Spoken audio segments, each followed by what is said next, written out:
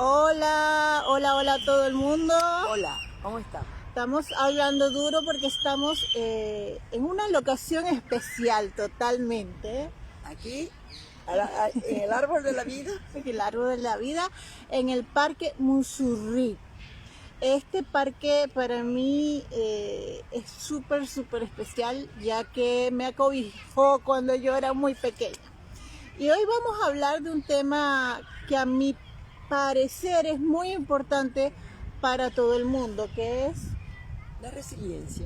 la resiliencia, que no es más que la fortaleza que antes llamábamos, que decíamos, esa persona sí es fuerte. Bueno, pero la resiliencia es la capacidad de adaptación, la flexibilidad, la recuperación,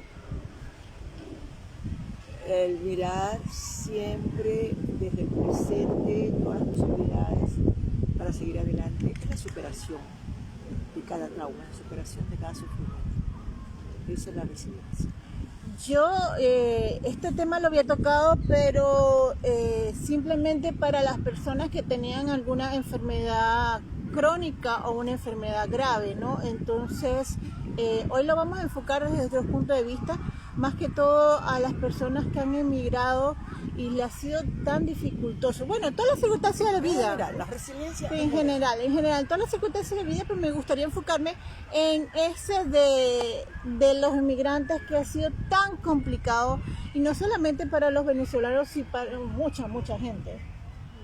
Bueno, es que no solamente nosotros los venezolanos somos inmigrantes.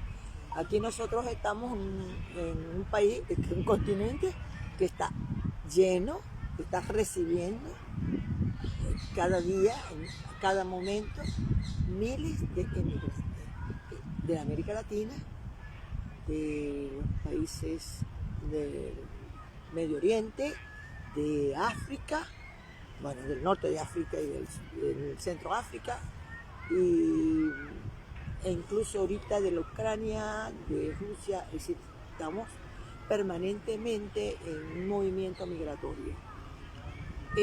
Con el movimiento migratorio uno pierde cosas, hace duelo sobre cosas, pero también encuentra cosas nuevas.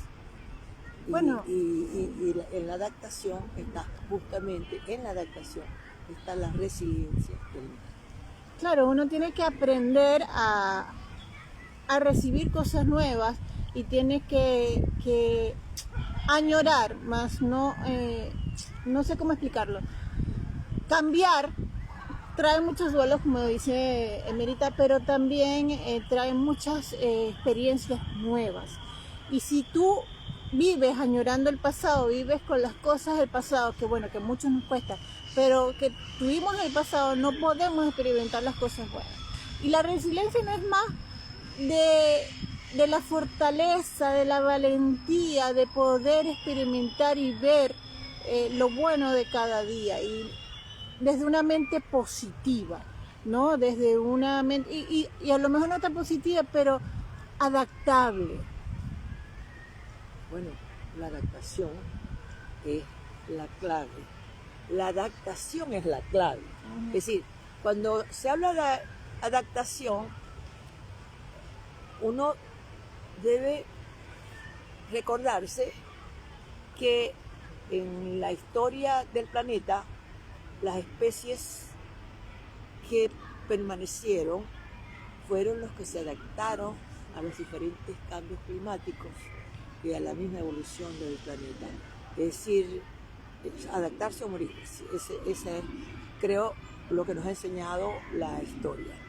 Y por ende tenemos que entender que naturalmente nosotros somos readaptables, es decir, la naturaleza nos da la posibilidad de hacerlo. Bueno, sobrevivir o adaptarse. El ser humano evolucionó por el poder de adaptabilidad al medio, ¿no? Sí, pero hay otras situaciones hay especies incluso que desaparecen Por no adaptarse. por no tener los mecanismos, es decir, que eso depende también del grupo o depende también a nivel individual de la persona. Es decir, hay grupos que desaparecen, porque no tienen las condiciones o los recursos para regenerarse, para recrearse, es decir, para superar un trastorno externo o un obstáculo externo. Pero otros sí tienen la posibilidad de juntarse y de enfrentar realmente el obstáculo o la amenaza o el peligro o el hecho en sí que los puede anular, que los puede desaparecer. Y yo encuentro que, por ejemplo, cuando nosotros decimos de los venezolanos, no, pero es que, mira, por un lado están en una manifestación que están matando gente y por la otra están haciendo chistes. Pues a mí me parece excelente, porque el humor y sonreír también es parte del mecanismo de defensa para no vivir solamente el lado trágico de la existencia. Yo quiero ir un poquito al campo de la definición de resiliencia, porque existía ya en ingeniería, ¿verdad? Era la resistencia de un material a ese agente externo que actuaba sobre la materia hasta romperla, es decir, hasta desaparecerla. Esa definición en ingeniería es de donde se toma el término la resiliencia. Pero también se utilizaba en ecología, es decir, los ambientes que por su gran diversidad y por su historia lograban regenerarse, reaparecer inmediatamente que un agente externo los golpeaba y los reducía. Y figúrense que durante la pandemia los ecologistas decían, miren, aparecieron los delfines, miren, ahora hay mucho más pájaros, miren cómo se ha regenerado la naturaleza. Lógicamente, porque se le estaban dando condiciones para manifestarse. Es como cuando uno abandona una construcción, una casa en un terreno cerca de una selva y de pronto la selva la invade, es decir, se recupera el espacio perdido. Eso es a nivel general. Entonces, biológicamente nosotros tenemos que tener esa capacidad de adaptación.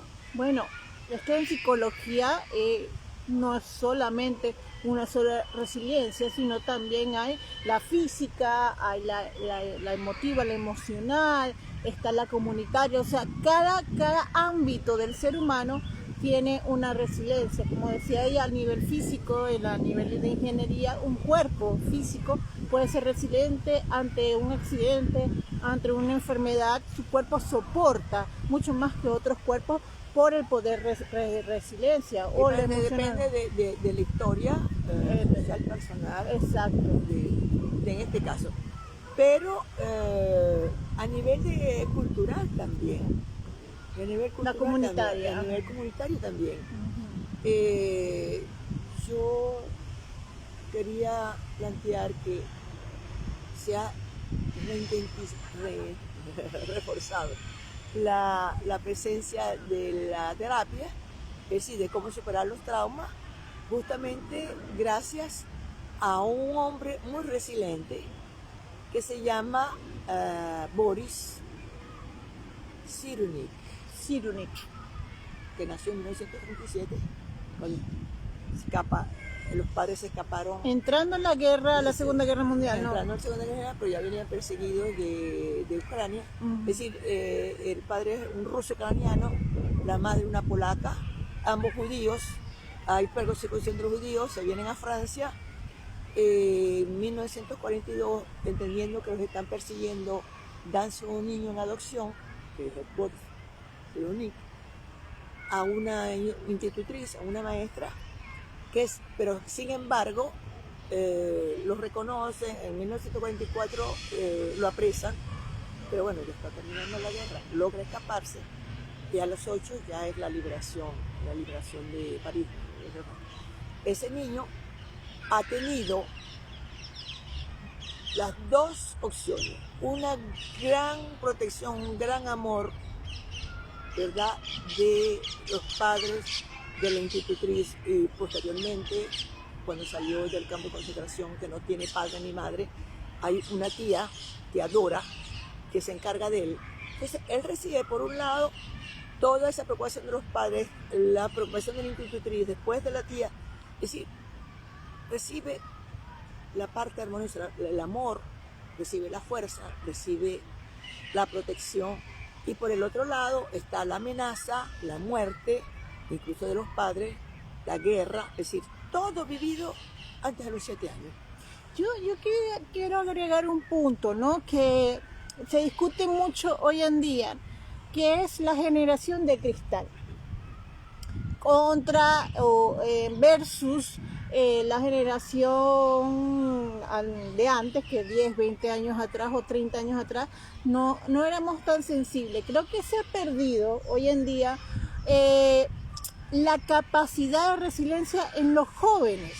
Hablo de 25 o 26 años para abajo, o sea, no tienen la capacidad quizás como antes de afrontar eventos traumáticos o conflictos grandes. Las mismas necesidades, Las mismas frustraciones. Necesidades. Porque una de las resiliencias, y lo más importante, es cómo saber manejar la frustración. Y tiene que ver mucho también con la autoestima que tú tengas. Pero la autoestima es primordial. Por Primordial. eso hablé, en un primer momento, uno escoge entre el amor, entre la fuerza, entre la protección que uno ha recibido y los otros factores de destrucción, de amenaza, de muerte. Es decir, uno debe elegir el lado positivo.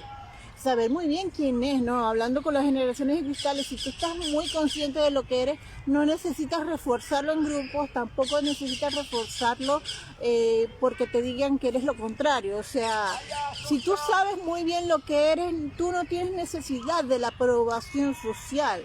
Tú eres tú porque tú tienes una autoestima y una estructura de tu yo muy firme. Pero es importantísimo que sea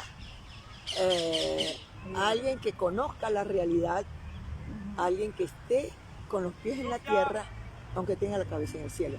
Es decir, nosotros estamos como reconociendo ahorita la resiliencia, que nos ha hecho resilientes, pero en realidad en la tradición japonesa, en la tradición budista, siempre ha habido un gran respeto por la flexibilidad, por la humildad, por tener los pies en tierra, aunque tengamos la cabeza en el cielo, por la necesidad que todo un ser humano tiene de crecer en todos los sentidos. Y la metáfora del roble y del bambú viene de allí.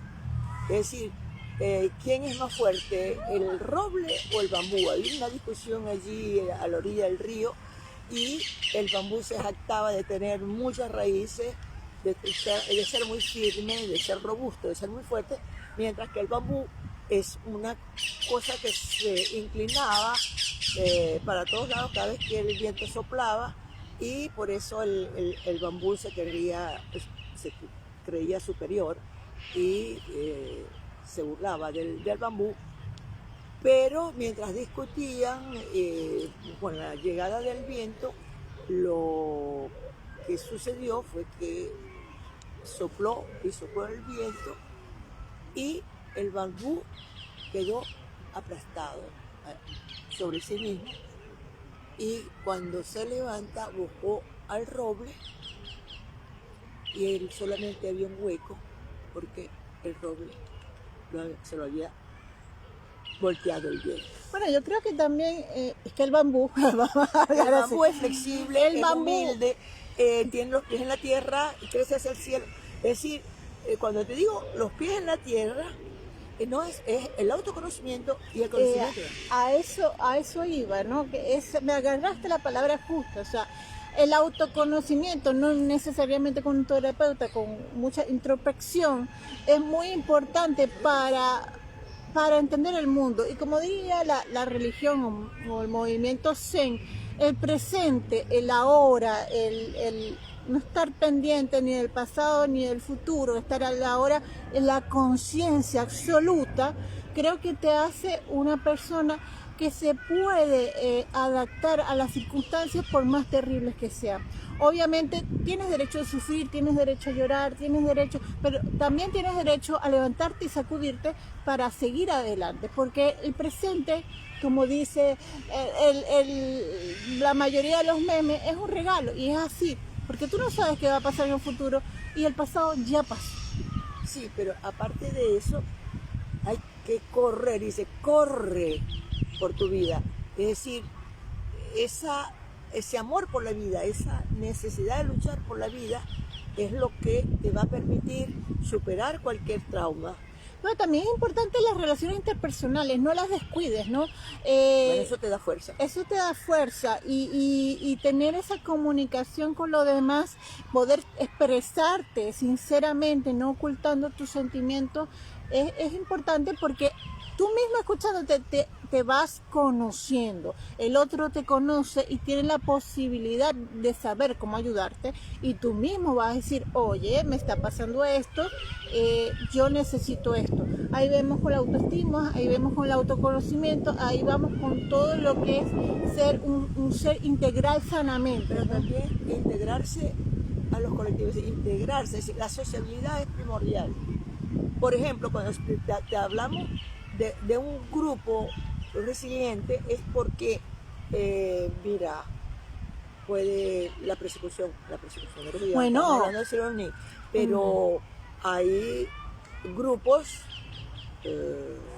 recuerdo que hacia los años 70, por ejemplo, había un grupo en Apure que a la llegada de la carretera y las civilizaciones se han suicidado en masa. Es decir, es el temor, no hay que tener miedo. Pero, primero, hay que luchar, hay que enfrentar los obstáculos. Pero ¿cómo se gana la resiliencia? La resiliencia se gana con los pequeños obstáculos que te da la vida.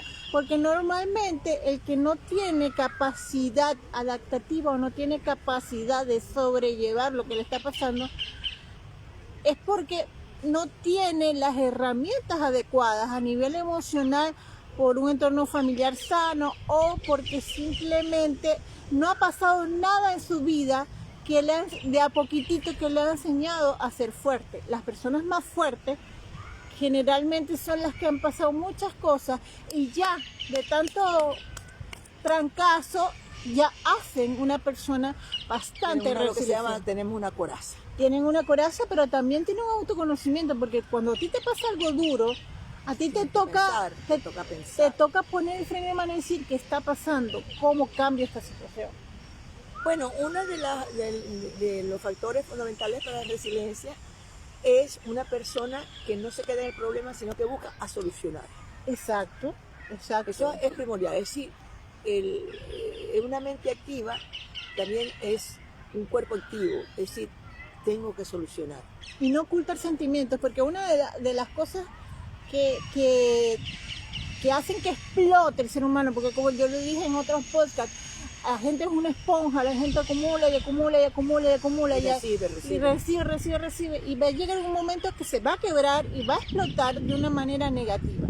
Lo mejor para una mente sana y una resiliencia, a mi juicio, es expresar cuando sientes dolor, cuando sientes enojo, cuando estás mal, decirlo, comunicarlo para poder drenarlo. Y escuchar.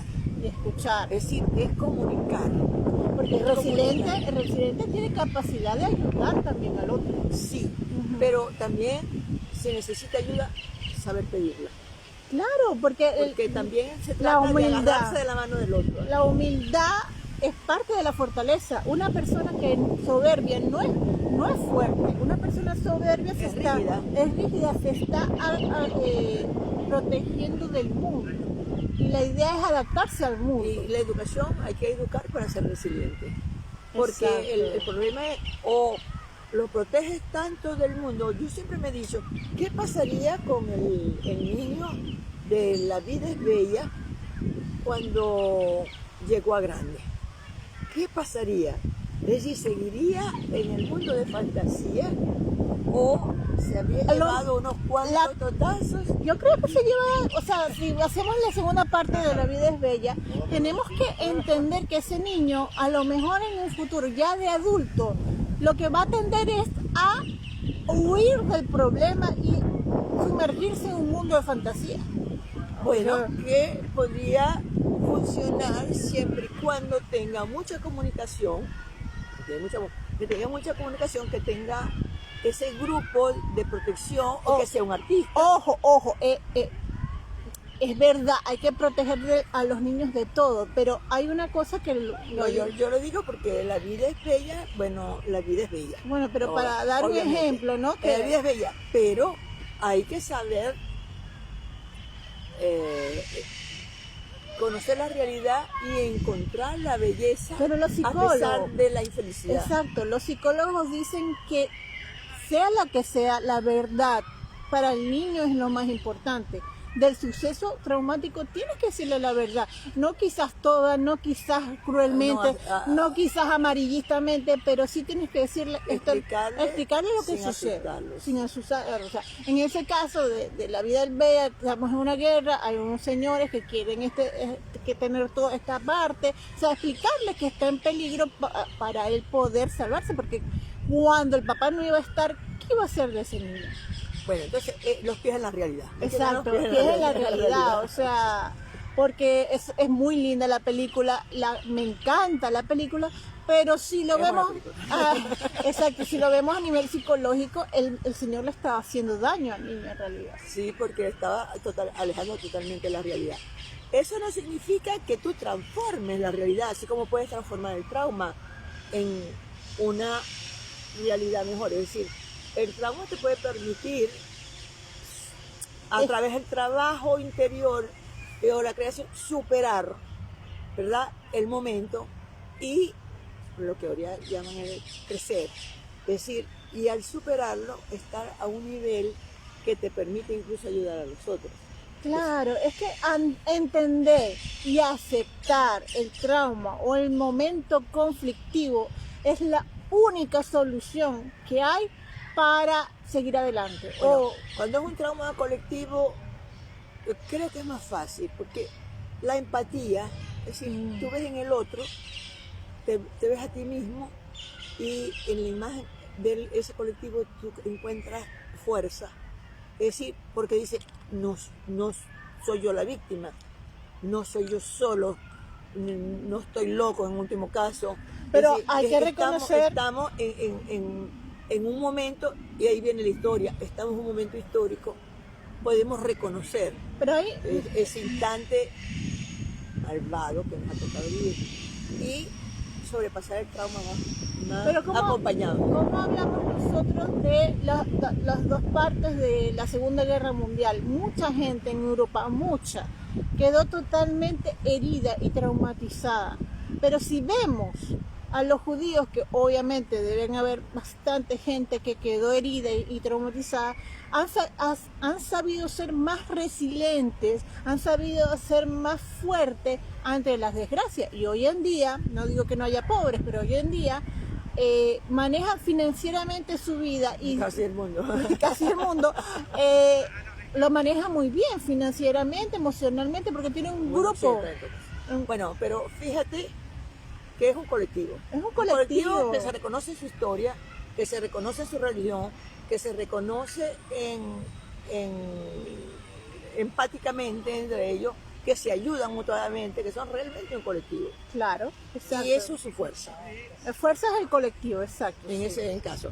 Pero cuando hay etnias diversas, cuando hay religiones diversas, cuando hay culturas diversas, la parte cognoscitiva, ¿verdad?, la parte del trabajo intelectual, la parte del trabajo emocional también es muy importante.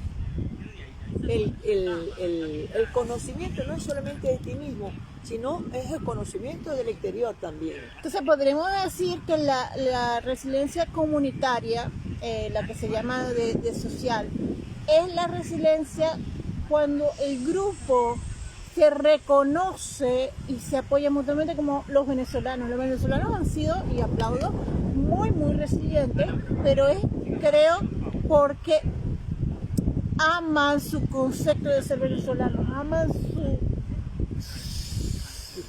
su historia, su identidad, esa es la palabra. Aunque alguien dice por allí que no existe, la identidad es un término muy vapuleado, porque la identidad se construye y se desconstruye y se vuelve a construir, es tan plástica como el cerebro. Exacto, Jesús, tienen identidad, y como el venezolano tiene mucha identidad y mucha cultura, al reconocer y mucho amor por su tierra, por lo suyo, cuando se reconoce, ayuda y se compenetra, y por lo tanto yo diría que somos tan resilientes como los judíos. Bueno, pero todavía no nos ha tocado realmente esa persecución. Pero el hecho es que ojalá jamás haya una persecución como la Segunda Guerra Mundial otra vez. Pero, porque eso de la historia ha sido, creo que, lo más catastrófico que ha pasado.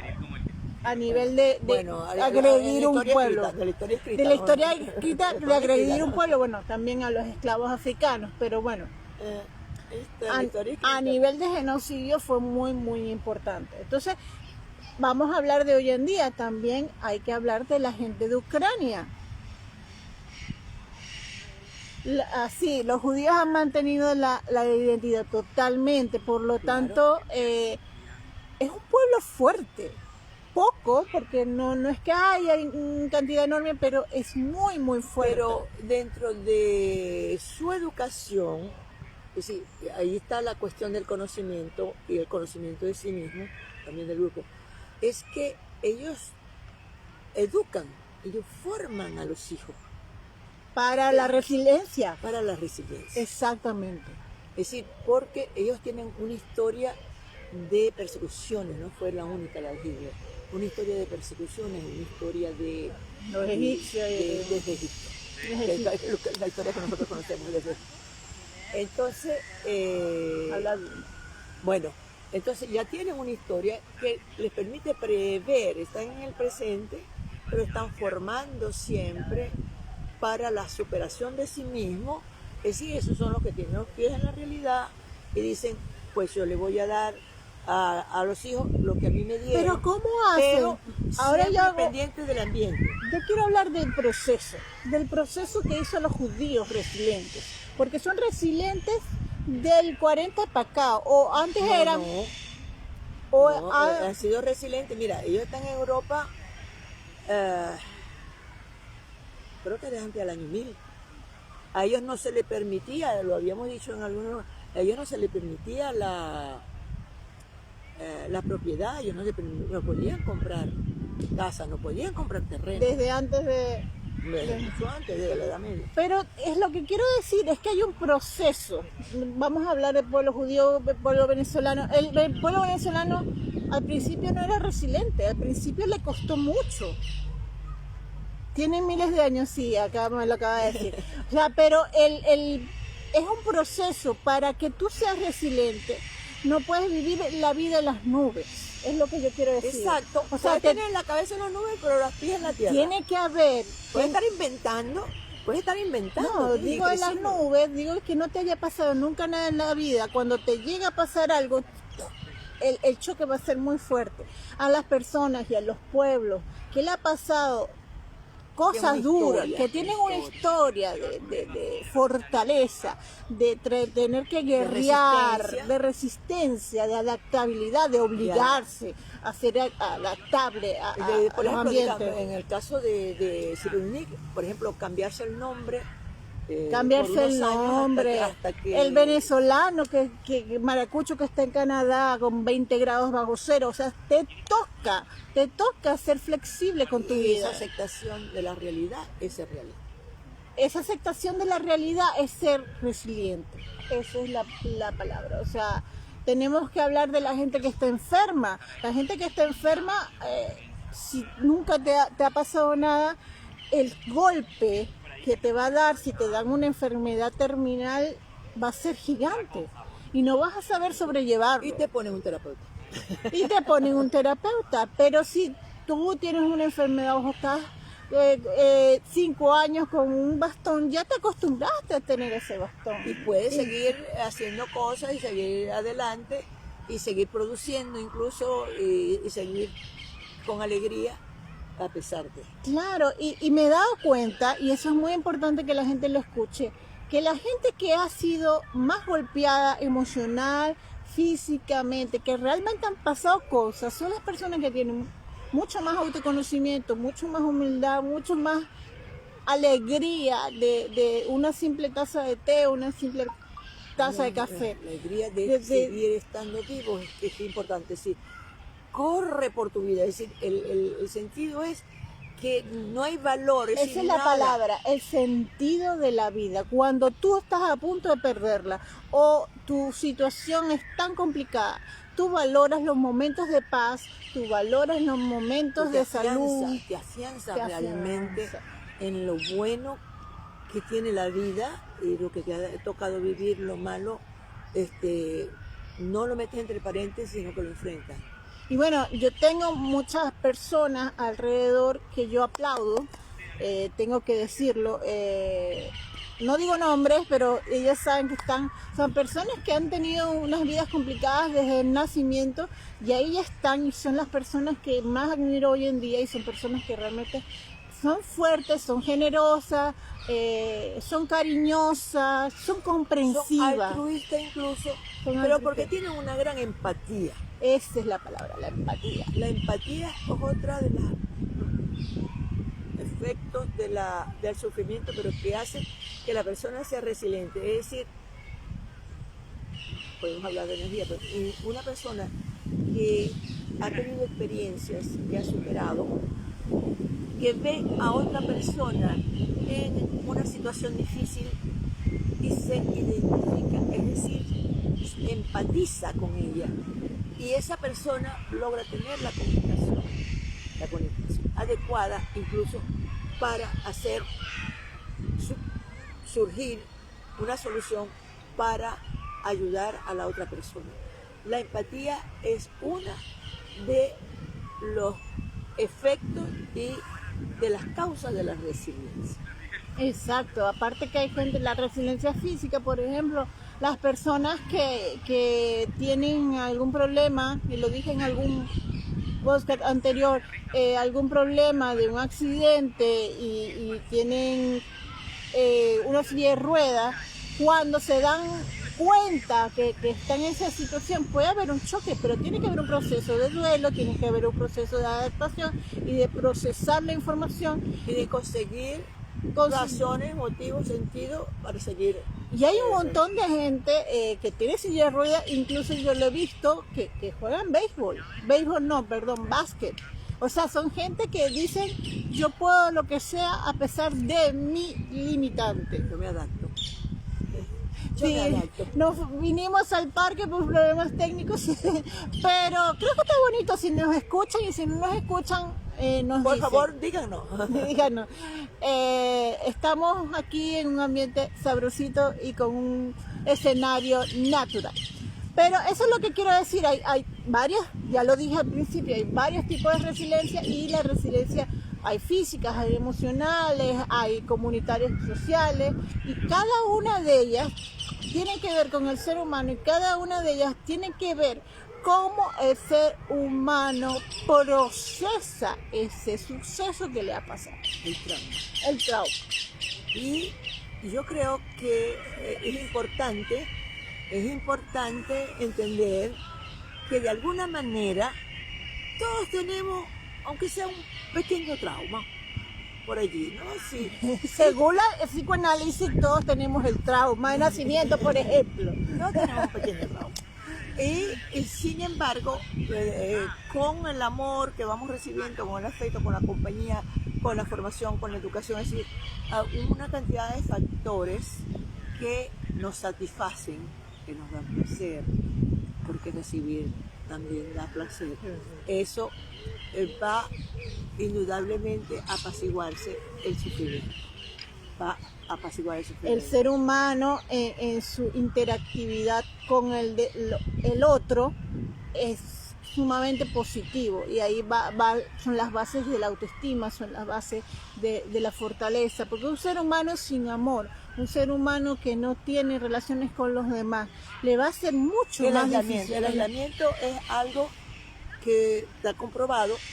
Si no, hablemos de los países nórdicos y otros sitios donde las personas viven aisladas por muchos meses, su modo de pensar y el tasa de suicidio, la tasa de suicidio es mayor, e incluso se dice que en esos casos en invierno, lógicamente hay más suicidios que en verano. Bueno, eso tiene que ver también con la depresión del sol. Pero es una desadaptación. Pero es que hay personas que son europeos y por la falta de vitamina D tienden a ser más depresivas. Pero las personas que son más depresivas son aquellas personas... Porque hay que cuidar, para la resiliencia también hay que cuidarse a sí mismo, ¿no? Claro, hay base en la autoestima. Es que la resiliencia se basa en la autoestima. Hay que cuidarse a sí mismo. Es que la resiliencia es cuidarse a sí mismo, prácticamente. O sea, si yo me cuido... Es cuidar la vida. Y es amor, y Como tengo amor... un gran presente, como incluso para los religiosos, es porque Dios nos otorgó esa vida y nosotros tenemos casi el deber de conservarla y de protegerla y de... Es el hecho que si tú tienes amor propio, es positivo para la resiliencia. ¿Por qué? Porque tú tienes gran amor propio, tienes una autoestima sólida que se da. Que no se te pase a la soberbia. No, eso ya no es autoestima, eso ya no es autoestima. Se pasa. Cuando ya se pasa es que estás carente, ¿no? Pero cuando tú tienes una autoestima sólida y un amor propio bueno que se da dentro de la infancia y tus estructuras y tus padres y todo influye, pero cuando tú tienes esa autoestima y te pasa un momento trágico, tú tienes la capacidad, porque tienes autoestima, tienes la capacidad de pedir ayuda, tienes la capacidad de decir yo soy valiente, puedo salir de esto, tienes la capacidad de apoyarte en otros. Yo tengo casi el deber de salir adelante, es decir, yo no puedo decepcionar tanto, tampoco.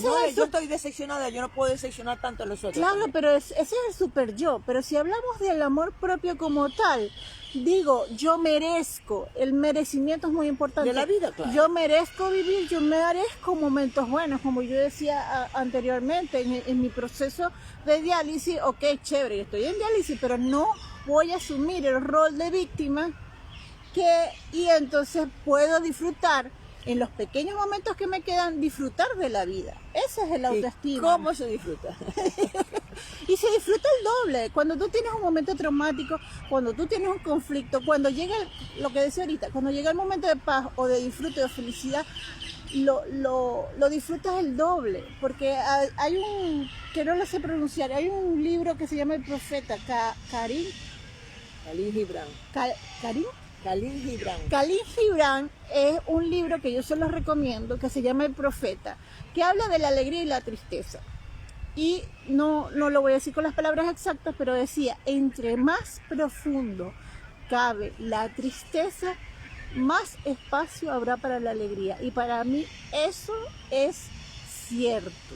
O sea, cuando tú has sufrido, tú tienes la capacidad de apreciar el goce. O sea, decir qué rico este nuevo día, qué rico el té, qué rico que me levanto. Hay sol, hoy hay sol, qué alegría. Qué alegría, qué rico que puedo caminar, qué rico, porque valoras lo que tú has perdido en algún momento.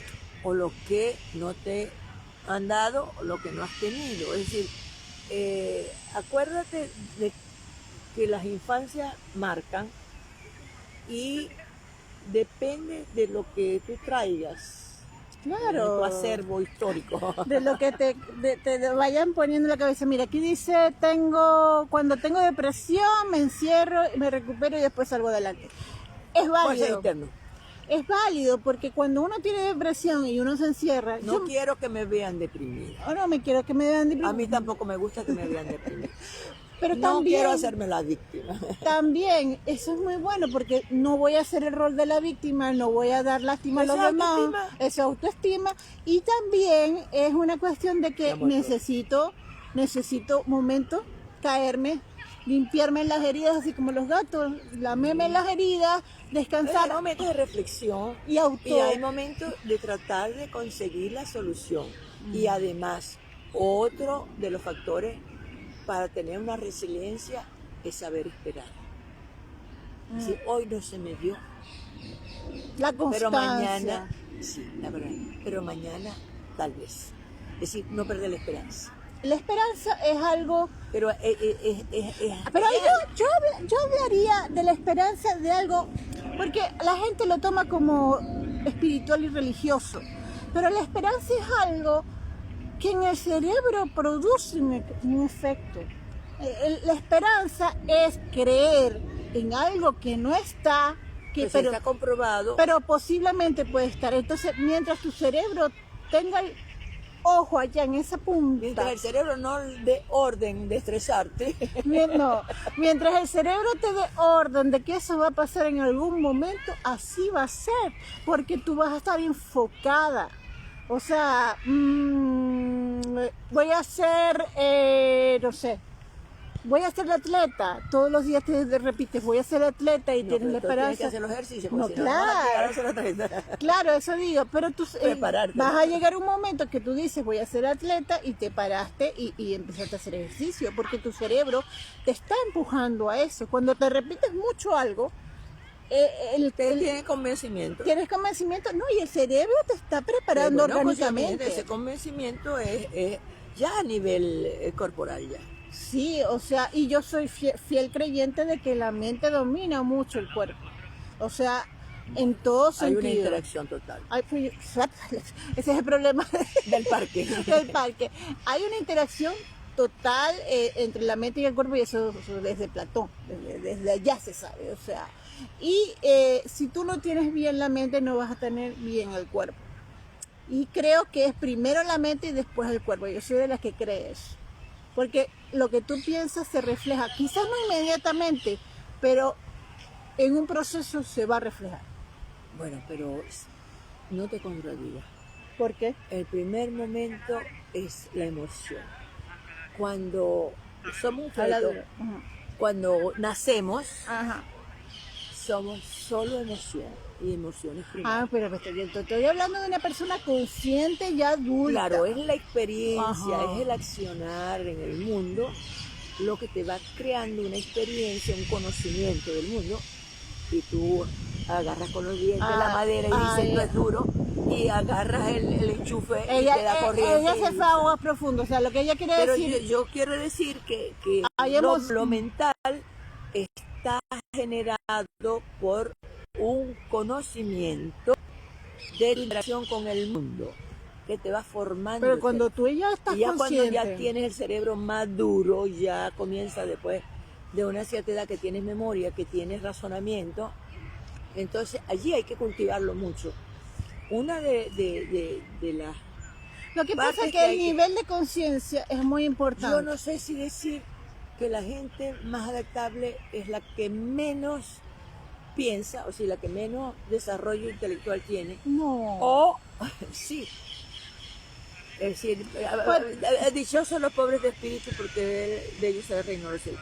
Es decir, porque hay gente que no se da cuenta de nada. Pero lo resiente en su cuerpo. Y lo resiente y bueno. Es lo que estoy hablando, o sea, cuando tú no manejas tu pensamiento, Y cuando no estás consciente, lo que hablábamos en el podcast anterior, cuando tú no estás consciente de las emociones y sentimientos que está generando tu cuerpo, y a veces son negativos, tu cuerpo lo resiente. Estamos hablando anteriormente, el cuerpo habla, el síntoma. Si tú tienes miedo, te duele la espalda, si estás con tristeza, te puede enfermar los pulmones. O sea, el cuerpo habla. Y si tú no tienes la conciencia de tus sentimientos y tus emociones y saberlos analizar o saber que están ahí, tú vas a estar enferma. No, bueno, sí, sí, pero de todas maneras, por ejemplo, a veces un duelo se convierte en un doble duelo, porque una persona no se expresa, no busca apoyo, no tiene gente a su alrededor, no socializa, y el dolor, el sufrimiento de la pérdida es tan grande que lo lleva también a la tumba. Es decir, y eso pasa sobre todo en las parejas que se aíslan mucho, es decir, que uno se muere y luego a los meses o al año se muere el otro. Porque no puede superar el duelo. Y no expresan tampoco. Y no han conseguido a su alrededor la comunicación y ese apoyo, y no lo han podido transferir. Ese amor y esa costumbre a otro. Bueno, sí, pero también eso se da mucho en las personas de tercera edad, ¿no?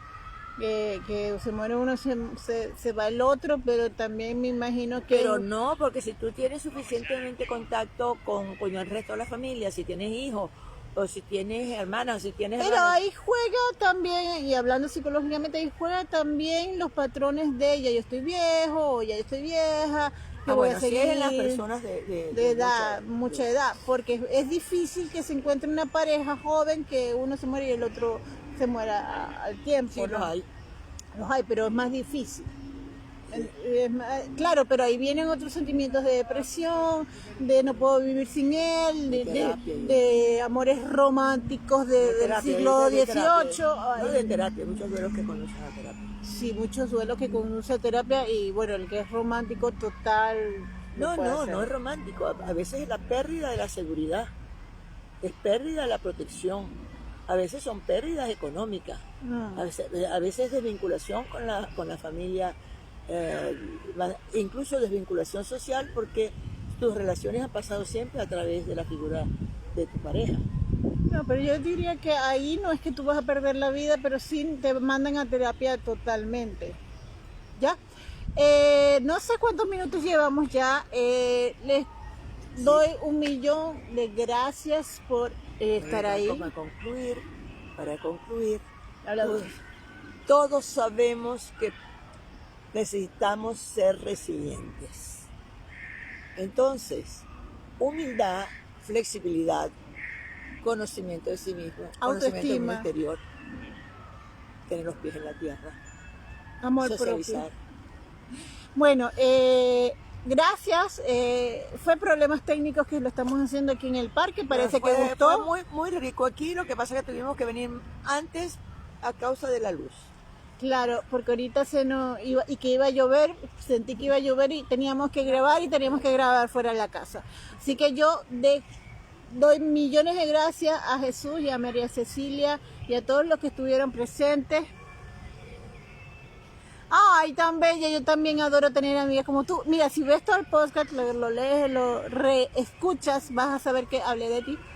Bueno, estamos en YouTube, en TikTok y en Instagram a ciertos tips. Espero que les hayan gustado, ofrézcanme temas. Gracias Jesús por estar siempre ahí, tremendo amigo que me gasto, y los quiero mucho. Que son nuestra comunidad. Son nuestra comunidad y nuestra fuente de resiliencia. Y también escuchen en Sobre el Diván a las 7:30 de la noche. Todos los sábados. Denle like, compartan. Es muy importante para nosotros. Para llegar al estudio. Ella nunca participa en las publicidades, pero es que cuando yo hago las publicidades, ella está escribiendo un libro, ella está traduciendo, ella está haciendo un montón de cosas. Así que en algún momento la pongo a ella a hablar para que los invite a ver Sobre el Diván. Bueno, lo estoy invitando ahorita. Beso, los quiero.